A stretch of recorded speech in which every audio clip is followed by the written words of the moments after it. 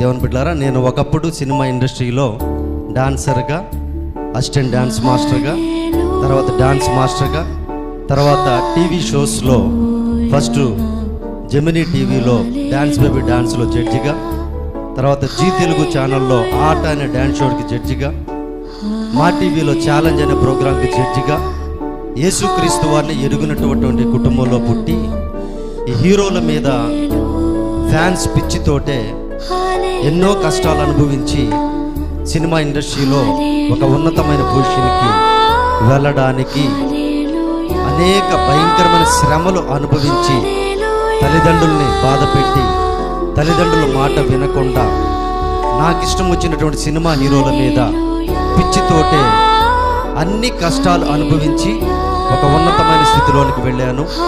యేసుక్రీస్తు వారి యొక్క ఒక మాట ద్వారా దేవుని యొక్క రక్షణను నేను పొందుకోవడం జరిగింది. ఆ మాట ఏంటంటే, మిమ్ము వలె మీ పొరుగు వారిని ప్రేమించండి అనేటువంటి మాట.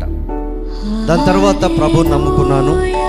ప్రభులో నడుస్తూనే సినిమా ఇండస్ట్రీలో బ్రహ్మానందం కొడుకు గౌతమ్కి డాన్స్ నేర్పించాను. కృష్ణ గారి అల్లుడు సుధీర్ బాబుకి డాన్స్ నేర్పించాను. సర్వానంద్, అల్లర్ నరేషు, ఇంకా చాలామంది హీరోస్కి డాన్స్ నేర్పిస్తూ ప్రభు నమ్ముకున్న తర్వాత కూడా ఇండస్ట్రీలోనే ఉంటూ ఉండగా ప్రభు వారు మరలా ఒక వాక్యంతో నాతో మాట్లాడారు. ఆ మాట ఏంటంటే,